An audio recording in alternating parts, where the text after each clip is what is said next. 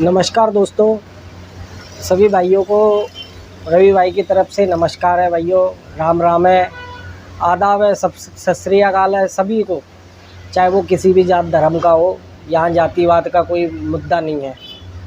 दोस्तों, आज आप सोशल मीडिया पे देख रहे होंगे कि ट्रंप और मोदी के बीच में कौन सही है। आपको आज तक इसका जवाब मिला है? हम न्यूज़ के अगर थ्रू जाएं तो सीधी सी बात है कि हमारे जो सरकार है, मोदी ने सीधे जो 35 मिनट की डोनाल्ड ट्रंप से बात हुई, उसमें सीधा सीधा कहा गया है डोनाल्ड ट्रंप को कि मतलब ये सीज फायर में आपका कोई रोल नहीं था, भारत अब ऐसे आंखें दिखा के बात करता है। मैंने सारी न्यूज़ें देखी। अब मेरे पास भी दो मुद्दे थे, या तो मैं न्यूज़ के हिसाब से आपको ये खबर बता दूं, थोड़े व्यूज़ ज़्यादा मिल जाएंगे, थोड़े जय श्री राम वगैरह मुझे नीचे ज़्यादा कमेंट मिल जाएंगे।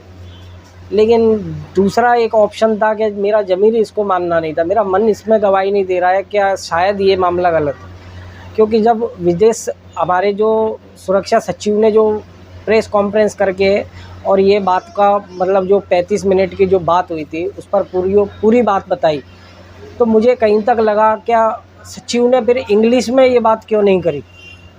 अगर हम सही थे तो भारत तो ऐसा कभी नहीं करता है, क्या मतलब जो सच्ची बात है उसको कहने के लिए भी डरेगा।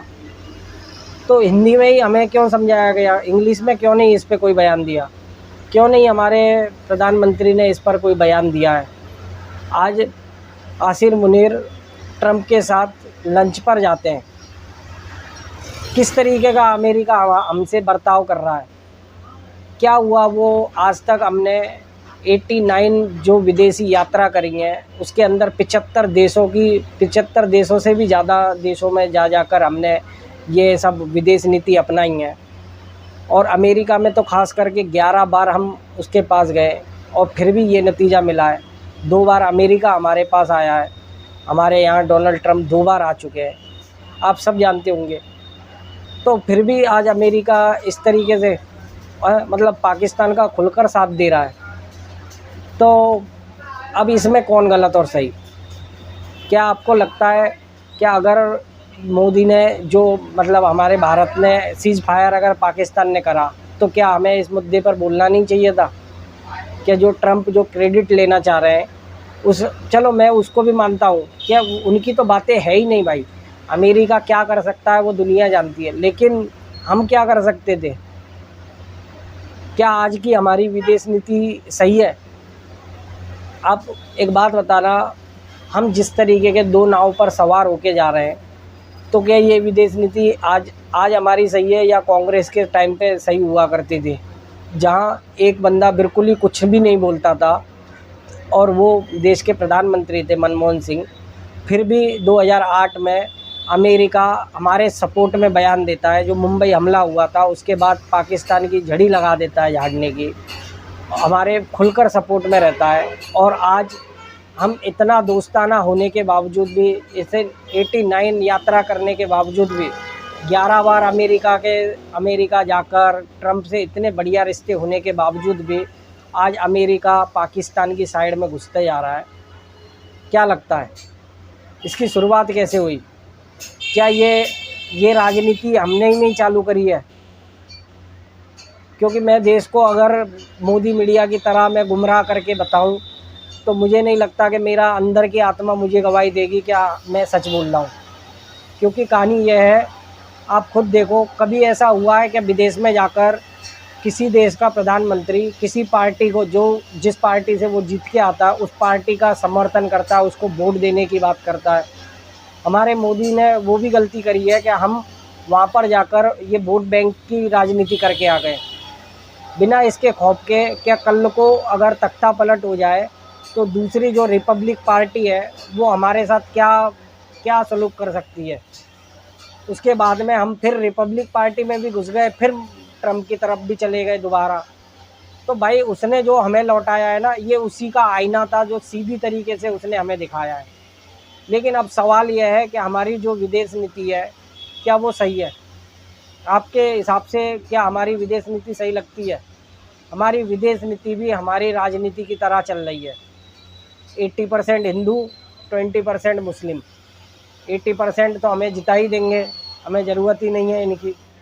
इस तरीके की भाई वो विदेश नीति चल रही है। 57 मुस्लिम कंट्रियाँ हैं और इस समय जब भारत पाकिस्तान की जंग हुई तो इसमें पाकिस्तान की तरफ से तुर्की, चाइना, अमेरिका या अज़रबैजान के कुछ देश खुलकर पाकिस्तान के साथ थे और बल्कि तुर्की ने तो अपनी सेना तक के मतलब हथियार तक उसको दिए हैं। और हम भाइयों जवाब में उसके हमारे साथ कोई भी ऐसा देश नहीं था कि जिसने खुलकर सामने आया। यहाँ तक कि भूटान, नेपाल, श्रीलंका ये हमारे पड़ोसी और भारत के अंग बताए जाते हैं, क्योंकि ये दो लोगों को हमेशा भारत सपोर्ट करता रहता है। ये तक हमारे साथ खड़े नहीं रही है, बोले कोई भी नहीं, केवल शोक सबने जताया, बुरा सबको लगा, लेकिन किसी ने भारत का साथ नहीं दिया। क्योंकि हमारी विदेश नीति आज नीचे जा रही है, निचले स्तर पर जा रही है। हम विदेश नीति में राजनीति ढूंढ रहे हैं। लोग इस बात को समझते जा रहे हैं कि ये दिल का रिश्ता नहीं है, ये ऊपरी दिखावा है। जिस देश की आज हमारे देश की जीडीपी 4.9 चल रही है, ऑलमोस्ट 5 पे पहुंचने वाली है। तीसरी सबसे बड़ी जीडीपी बन चुकी है इस समय। तीसरा सबसे बड़ा देश के अगर मतलब जो कहते हैं ना जीडीपी, तीसरी सबसे बड़ी जीडीपी है। और फिर भी आज हम जैसे जो दुकानदार हैं, दुकानदार मतलब मैं यार 2012 से मोबाइल का काम करते आ रहा हूँ, आज भी बैंक अकाउंट में 1 लाख रुपए नहीं है। ये बहुत बड़ी समस्या है दोस्तों। सुबह 8 बजे से उठ के शाम को 10 बजे 11 बज जाए कोई भरोसा नहीं है। रोज़ भागते हैं, रोज़ यही मेहनत कर रहे हैं, कहाँ से रोज़गार मिलेगा यही सोच रहे हैं। धंधे दिन ब दिन डाउन होते जा रहे हैं, जीडीपी बढ़ती जा रही है। मुझे समझ में नहीं आता हम किस बेस पर सरकार को लाएं, ये मुद्दे कहाँ रह जाते हैं। मैं नहीं चाहता क्या जो विदेशी मुद्दा था, जो मतलब देश की सुरक्षा का मुद्दा था, इस पर मैं या कांग्रेस वगैरह कोई भी इसमें राजनीति करे, लेकिन सवाल यही है क्या देश चलो विकास को भी मैं एक जगह पे परे रखता हूँ। हम जी लेंगे, खा लेंगे, मर तो नहीं रहे, हम अपनी मेहनत पे कर लेंगे।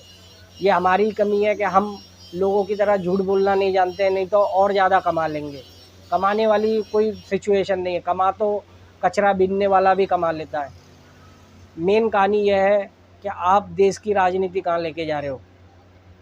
हमने इस बार आखिरी जो चांस दिया है, हम अगर वो दो कांग्रेस से जिस समय कांग्रेस और मोदी दोनों आमने सामने आए थे तो जनता ने मोदी को चुना था। क्यों? क्योंकि जनता कुछ अलग हटके से आती थी। किसका कितना फ़ायदा हुआ ये तो मुझे ही नहीं पता, लेकिन आज जनता इस तरीके की तो हो गई है कि जिस बहुमत से मोदी सरकार उस समय जीत के आई थी, आज जनता सोचने पर तो मजबूर हो गई है। हम जैसों ने तो भाइयों दिल पर पत्थर रख के दोबारा चांस दिया है कि यार कहीं हमसे गलती ना हो जाए, कि किसी लीडर को चुनने में जिसका पछतावा हमें बाद में करना पड़े, क्या भाई वो बंदा सही था, हम गलत थे। लेकिन इन चीज़ों को देखते हुए ऐसा नहीं लग रहा क्या यार आज हम फिर से गलत हो गए। आज हम तीसरी बार फिर से हमने गलत सिलेक्शन कर लिया, क्या यहाँ हमने इस सरकार को चुन के लाए। पाकिस्तान के मुद्दे पर हमने पाकिस्तान पे अटैक करा था, हम चाहते और हमें ये इतना सा पेड़ झाड़ उखाड़ कर पाकिस्तान रुकने वाला नहीं है। पाकिस्तान को अच्छी तरीके से सबक सिखाना चाहिए था।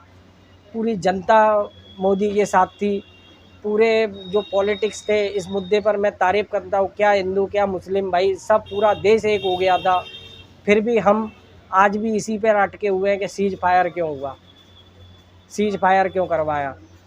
और ऑपरेशन सिंदूर जारी है, आज अभी तक तो हमें दिख रहा नहीं है कि क्या जारी है ऑपरेशन सिंदूर।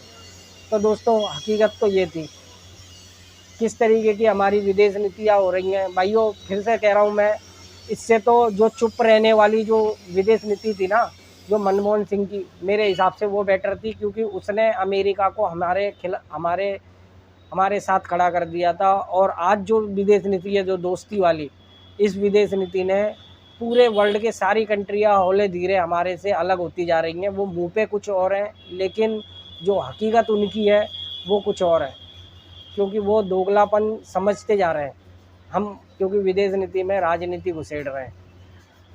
मोदी जी से हाथ जोड़ के फिर से विनती कर रहा हूँ, हम नहीं चाहते कि हमारे हाथ से गलत डिसीजन हो जाए। इस बार आपको मौका मिला है, कुछ तो देश के लिए करके जाओ, कुछ तो देश के लिए कुछ अच्छा करो, जवाब दो, मुंह से जवाब दो। अगर आप सच्चे हो तो आप ज़रूर जवाब दो, क्या भाई क्या मामला था, मतलब हमने सीज फायर नहीं कराया तो नहीं कराया। हम खुल के, जब आज तक रूस हमारे साथ था तो हमें चाहे यहाँ पे अमेरिका की ज़रूरत ही नहीं है।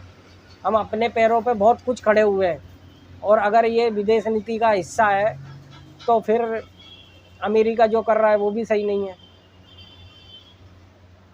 तो भाइयों, आज हमें ज़रूर समझना चाहिए कि आज जब हमारा युद्ध हुआ था उस समय ये जो तुर्की, चाइना वगैरह ये खुलकर पाकिस्तान की साइड आ गए थे, लेकिन आज ईरान के युद्ध के बारे में ईरान की साइड में 57 मुस्लिम कंट्रियां तक नहीं आई हैं।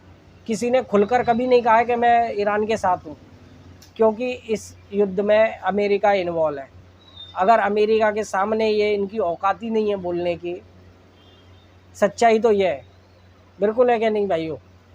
आपको अगर ये बात समझ में आए, क्योंकि हम कमज़ोर थे, कमज़ोर होने की वजह से सारे बोल गए, तुर्की जो करना था वो कर गया। वो तुर्की जैसे भिखारी को, मतलब जिसकी हमने वहाँ भूकंप के समय मदद करी थी, और वो तुर्की आज ऐसा कर गया। चलो मैं मानता हूँ कि एक दो देश ऐसे हैं कि जो धोखा दे सकते हैं कि भाई इन्होंने गलत करा हमारे साथ, लेकिन सारे देश गलत नहीं हो सकते। हमारे साथ भूटान, नेपाल तक नहीं आए, ये देश तो आ सकते थे। मैं आपका मालदीव, उसका मसला क्या था भाई? तो सभी हमारे खिलाफ लमसम, मुझे तो ऐसे ही लग रहा है, कोई खुल के सामने आया ही नहीं। ये विदेश नीति का भाई हमारी थोड़ी गलत चल रही है, क्योंकि लोग इसको पॉलिटिक्स की तरह ही देख रहे हैं, और हम कर भी उनके साथ यही रहे, जोड़ना नहीं चाह रहे, जुड़ रहे हैं क्या, बिखरते जा रहे हैं, मुझे यही नहीं समझ में आ रहा। क्योंकि भारत के सपोर्ट में ये लोग हमेशा रहा करते थे। तो आज दोस्तों इस वीडियो में यही था, समझाने का मामला यही था मेरा, क्योंकि मैं बहुत दिन से देख रहा था कि मोदी जी ने सीधा झाड़े हैं, ट्रंप से कहा है ये वो है, फिर भी ट्रंप आज भी मानने को तैयार नहीं है कि ये सीज फायर मतलब मैंने ही कराया, आज फिर भी कह रहे हैं। तो असली कौन है इसमें, सच्चाई क्या थी? मैं तो चाहता था कि अब मोदी जी एक इंग्लिश में भाषण ज़रूर देते, जहाँ मंच सज रहे हैं वहाँ पे अपनी हकीकत सामने रखते लोगों के, कि हाँ भाई मैंने ऐसा कहा है, दुनिया के सामने रखते कि हाँ हमने अपने दम पर कराया है। हालांकि भारत, मैंने जो मोदी मीडिया की ओर से सुना है, उन्होंने जो कहा है कि ना भारत को मध्यस्थता की ज़रूरत थी, ना होगी, ना रहेगी। कह सकते हैं हम ये बात, लेकिन अमेरिका की साइड में घुसना भी तो हमने ही शुरुआत करी थी। क्यों हम ऐसी राजनीति में पड़े? हम अपने न्यूट्रल क्यों नहीं रहे? बस भाइयों, यही था इस वीडियो में। अगर वीडियो अच्छी लगे दोस्तों तो लाइक करना, चैनल को सब्सक्राइब करना, और फिर से कह रहा हूँ जय हिंद मेरे भाइयों। सभी को राम राम, नमस्कार, सत श्री अकाल, आदाब।